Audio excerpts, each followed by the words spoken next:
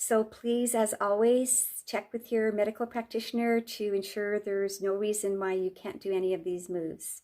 Today, we're going to talk about earthing and grounding and feet, our wonderful, wonderful, amazing feet.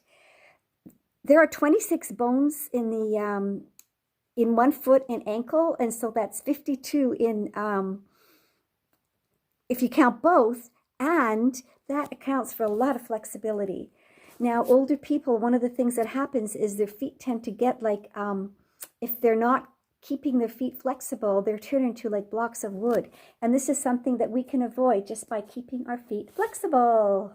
So ready to give our attention to our wonderful feet. One of the super cool things is that the soles have pressure points that are connected to our organs and nerves and other internal parts of our bodies. So you can go for a reflexology session, or you can just massage your own feet. And one of the good things to do as well is to take your toes and gently pull your toes and elongate them. Oh, the feet love it. The thing about it is it's not only the feet that love it, it's the entire body that can feel this.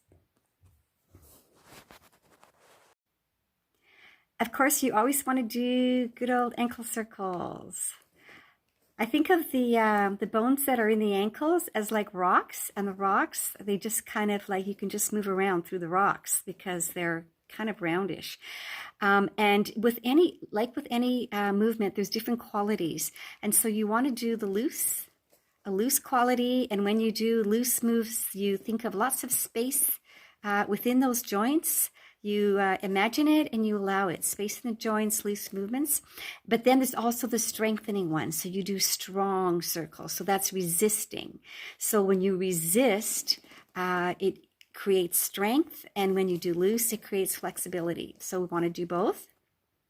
So now we'll spread the toes. We'll spread the toes apart and then make a strong fist, and then turn the fist in and turn the fist out.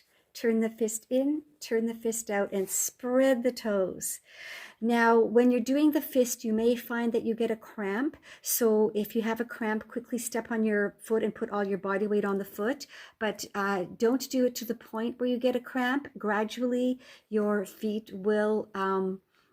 Gradually, you'll be able to do it stronger and firmer, but just do what you can without creating the cramp, and just notice how in time that does improve.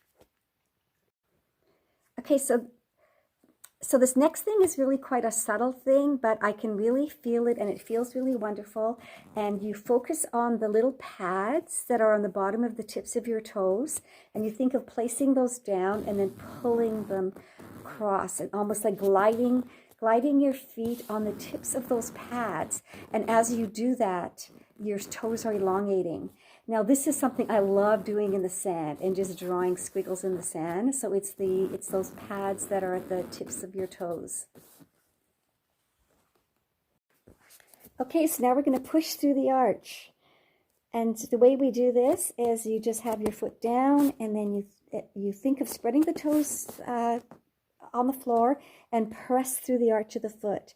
And then think of pressing the heel down, so feel the resistance. And again, press through the arch, and then feel the resistance as you press the heel down. And press through the arch, and resist coming down. And then as long as you're not getting a foot cramp and you're okay to do it, after you press through the arch, you can take it all the way and point the toe.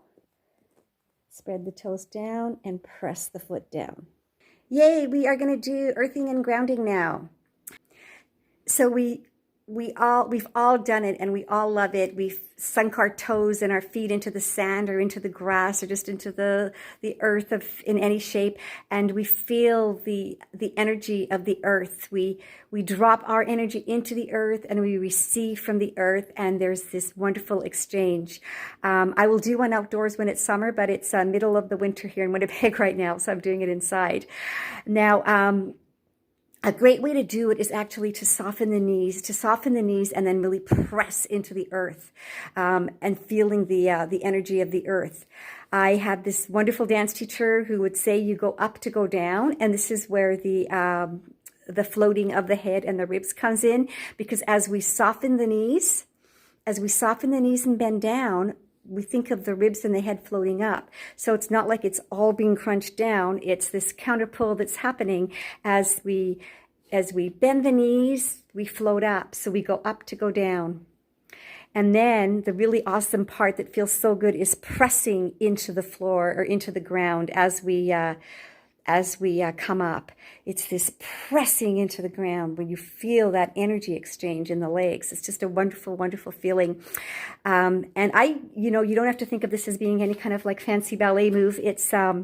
It's something you can just do when you're standing. I like to do it when I'm standing in a lineup or at a bus stop, where I just soften my knees and then I press the earth away and really feel that connection.